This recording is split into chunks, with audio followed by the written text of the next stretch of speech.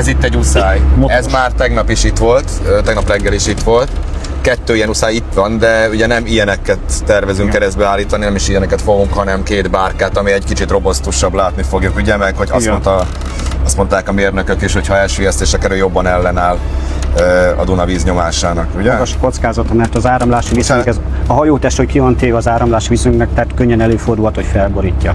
És a bárka az egy stabilabb, mint egy merev téglatest. Annyi a különbség, hogy ezt a bárkát ezt kővel kellene megtölteni, és úgy, bocsánat.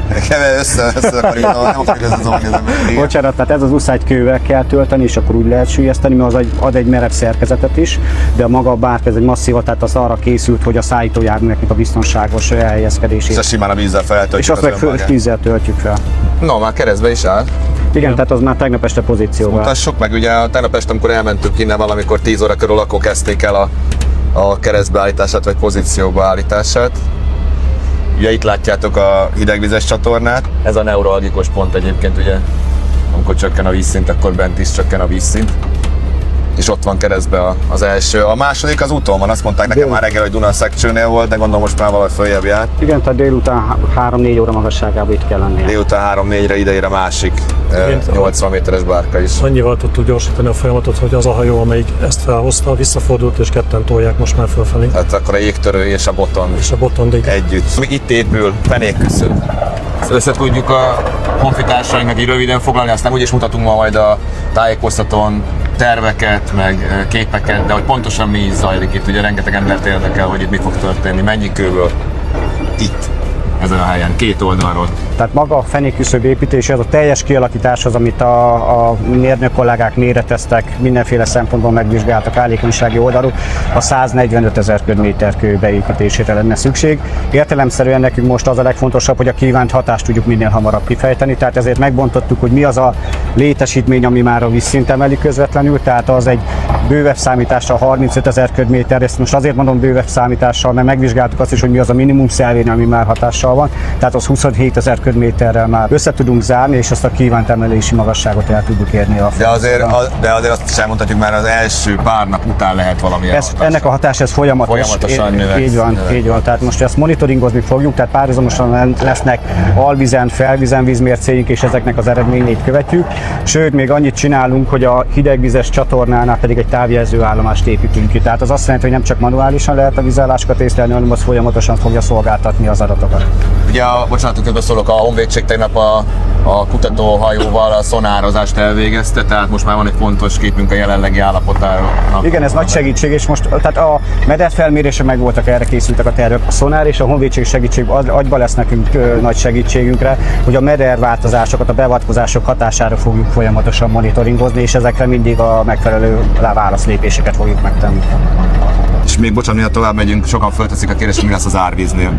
És ezt mondjuk el, és nyugtassuk meg az embereket, hogy ugye, amilyen nagy hatása van egy kis vízi vízállásnál egy ilyen műtárgynak, olyan kis hatása van egy áradás. Igen, ezt modelleztük, vizsgáltuk azt, hogy a levonuló nagy árvíztömeget milyen hatással fogja végig vezetni ez a szelvény. Azt azért látni kell, hogy egy árvíznél, tehát ott a hullámtér az egy nagyon nagy területet biztosít, tehát az árvízvédelmi töltések közötti hullámtér és annak viszonylag kis százalékát teszi ki maga a főmeder, és ebben a főmedernek is csak úgymond egy kisebb mértékű beavatkozása történik. A mi ütemtervet most előkészítettünk, hogy tudunk ezzel komplexen készíteni. Mi úgy számolunk, hogy javulni fog ősszel azért a hidrológiai helyzet, tehát az építkezésnek a végső fázisába az ide beépített kő nem vészel, hanem ezt a követ innen kivesszük, és úgymond a mederbiztosításba fogjuk beépíteni. Tehát lesz egy olyan szakasz, 150-200 méteres szélességű szakasz, ami hajózható lesz újra. Így van, tehát ez egy fontos nemzetközi hajózási útvonal, most nem nagyon tudnak hajózni, mert láttuk ugye az elhíresült helikopterről, hogy állnak a szállodahajók, állnak az uszályok, a megpakolt uszályok több helyen a Dunán, mert nem tudnak átmenni csomó helyen. Most itt egy lejáró rámpát építenek ki, és utána elkezdjük teherautóval beszállítani, és a partról már gyorsítani a munkálatokat azzal, hogy amit tudunk a résünk bebillenteni, akkor az a mederbe kezdődik, tehát kezdődik kialakítani az a csatlakozási pont, ami a süllyesztett küszöbhöz kell, hogy az tudjon folytatódni. Párhuzamosan ott kicsit egy olyan 30 vagy 20 méterre feljebb ott egy hídfő fog épülni, építeni, ami pedig azt fogja segíteni, hogy egy híd lejáron keresztül, itt az összekötött bárkákkal kialakítható egy olyan szerkezet, amin a teherautók úgymond ezeket a beépítési területeket a folyó vízfelszínén fogja. Most milyen ütemezéssel számolunk erre az oldalra, tehát hogy meddig fogunk eljutni mondjuk vasárnapig, hétfőig? Mi most úgy számoltunk vele, hogy amit miniszterelnök is mondott, tehát 30 nap alatt ennek a keresztműnek készen kell lennie. Értelemszerűen itt, ahogy ez a munkálatok elindulnak és elkezdjük a másik oldalon párhuzamosan, ott könnyebben tudja rászorítani a hajózó útra, tehát erre a beépítési területre. Tehát lesz egy olyan fázis, amikor ott meg kell állni, hogy ezt a munkát be tudják építeni, és akkor ők zárnak, tehát a honvédség fog úgymond rázárni erre a fenékküszöbre. Mi azt látjuk nagy biztonsággal, hogy azt a 30 napos határidőt fogjuk tudni tartani. Éreztem, hogy hosszú, itt túl hosszú időt adtunk meg, hogy esetleg lehet van 20 napot. Nem hosszú idő, hanem én 2000 óta vagyok az ágazatban, sok árizat átélt. Az is hosszú. Tudom, hogyha a rendszer nehezen indul el, de hogyha ez a védelmi mechanizmus elindul, ezt nehezebb leállítani. Tehát itt, hogyha elindul a kapacitás, elindul a filter. Figyelnünk kell, hogy De ez most megtörtént jelentem. Tehát ez, hogy ez elindul, ez hatalmas eredmények, napról napra.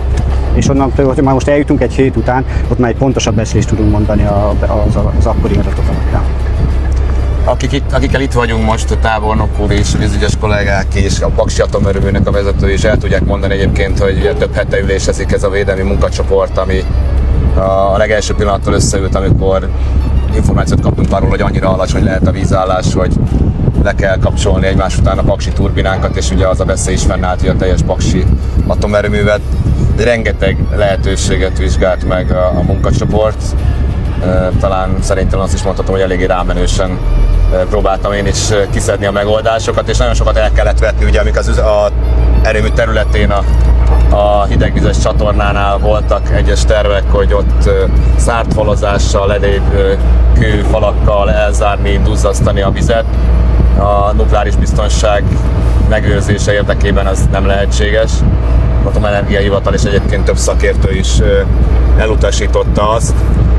Ugye hallottunk sok mindent, mederkotrást, szivattyú, átemelő rendszereket, ezeket mind megfutattuk. A mederkotrás egyébként normál ütemben történik, a paksi, a vezérigazgató meg tudja erősíteni belül a csatornában, ez egy folyamatos, a bejáratnál is. Ugye Májusban volt utoljára mederkotás. Tehát ez egy folyamatosan kotort, karbantartott csatorna, ebből nem lehet többet kihozni. Megvizsgáltuk az összes szivattyú átemelő lehetőséget, elég sokat beszéltünk róla a munkacsoportban. Ez sem működhet termelési üzemre a nukleáris biztonság szempontjából, hiszen bármi történhet. Leállás esetén ugye hirtelen tűnik el a szükséges vízmennyiség, óriási vízmennyiség, majdnem 100 köbméter per szekundum. Úgyhogy végül ez maradt, nem voltak ilyen tervek, itt nem volt ilyen fenékküszöbre vonatkozó terv, sőt semmilyen BCD terv ilyen alacsony vízállásra, és hát a mérnökök az első pillanattól dolgoznak, és mostanra lett kész úgy, mindent felgyorsítva, szupersebességgel, hogy ilyen gyorsan megkezdhették ezt a beruházást. Egyébként sokan emlegetik a román példát és a Csernovodai atomerőművet, ahol éppen ezekben a percekben, így ma 11 órakor kapcsolják le a teljes atomerőművet. Ugye ott is több mindenre próbálkoztak, robbantással, süllyesztéssel, egyéb dologgal.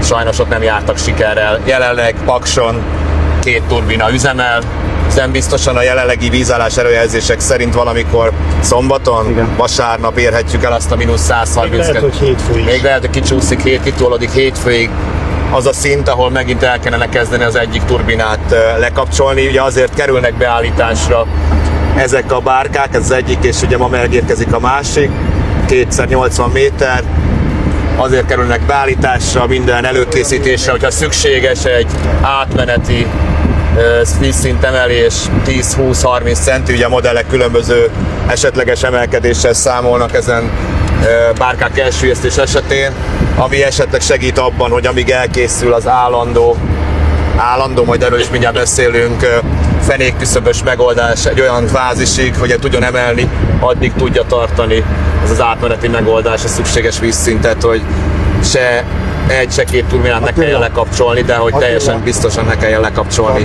az atomerőművet. Úgyhogy ez zajlik itt. Úgyhogy csak üzenem azoknak, akik a román példába jöttek, hogy sajnos nem egy jó példa, mert ott éppen lekapcsolják az atomerőművet. Szerencsére itt Magyarországon, Pakson erre nem került sor, és úgy látom, hogy ami a Ha a vízügyeseken múlik, vagy a honvédségen múlik, energetikai szakértőkön múlik, vagy a Védelmi Igazgatási Hivatalon múlik tábornok úrral, akkor nem is fog erre sor kerülni már, mint a leállításra, mert mindenki dolgozik. Mindjárt megtekintjük majd a másik oldalt. Mind a két oldalon elkezdődik ma már, vagy azt mit mondott? Jelentem, miniszterelnök úr, igen. A belső karbantartási munkák, út kialakítás, megközelítési útvonalak, a depóniák berendezése megkezdődött már a kora hajnali órákban, és várhatóan délutántól megindul a kialakított depóniába a folyami kavicsnak a beszállítása, illetve annak a kőzetnek a beszállítása, amit utána legkésőbb holnap reggel elkezdünk betölteni a túloldalon. Ahogy a vízügyes kollega is elmondta, elsősorban ez az oldalra koncentrálunk, hiszen az oldal a szárazról építve biztosan gyorsabban fog haladni a megfelelő technológiával, tehát mindenféleképpen arra kell koncentrálnunk, hogy ez az oldal a leghatékonyabban feltöltésre kerül. Két kérdésem lenne még végül. Kell-e bármilyen segítség? Tudom, kevesebbet jöjjek, de azon kívül, hogy miben tud a kormány segíteni, vagy a Védelmi Igazgatási Hivatal segíteni önöknek, vagy minden megy most már flottul? Tandertábornok úrral forró kapcsolatban vagyunk, tehát folyamatos kapcsolatban minden segítséget megkapunk.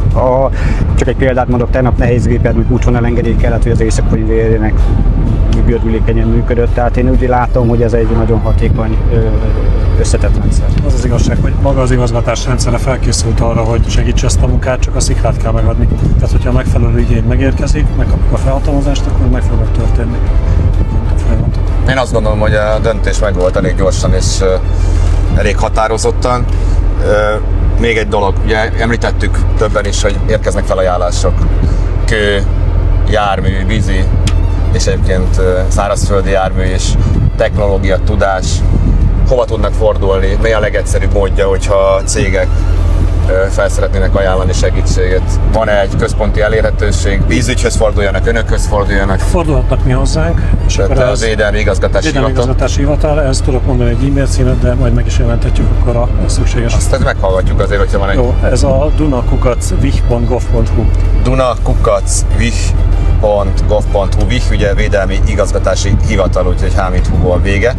Ha bármilyen felajánlásra tudnak szolgálni, cégek, köszönjük azoknak, akik ezt megtették. Nyilván meg kell vizsgálni, hogy mi az, amit lehet, ha tudunk használni, hasznosítani, mi az, amit nem. Közbeszerzések rohant tempóval haladnak, mindenkit megnyugtatok, hogy nem abból a bányából érkeznek a kövek, amire esetleg gondoltak. Egyrészt messze van, másrészt drága, nem engedhetjük meg magunknak, és nem is akarjuk.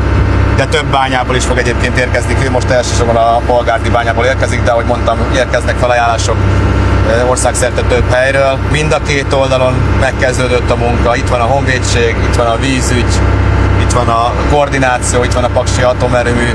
Úgyhogy azt gondolom, hogy a munka dandárja ugyan még hátra van, de egyre gyorsuló ütemben, ahogy mondták itt az urak, a védelmi munkálatok azok folynak, és reméljük, hogy példaértékűen fognak folyni. Azt tudom mondani, hogy azt tudom ígérni, tudom, hogy ez nem jó hír, hogy nem fogjuk magukra hagyni az urakat. Én nem tervezek szabadságra menni, sőt lehet, hogy időlegesen átteszem ide a székhelyünket a csodálatos Paksi Dunapartra. Azt mondják, hogy itt különlegesen jó a halászni, és most nem akarom megsérteni a bajaiakat, szegedieket és egyéb nagy halászleves helyeket, úgyhogy itt leszünk és folyamatosan tájékoztatást fogunk adni, ha nem én, akkor a honvédelmi miniszter, vagy éppen tábornok úr, vagy más kormánytagok.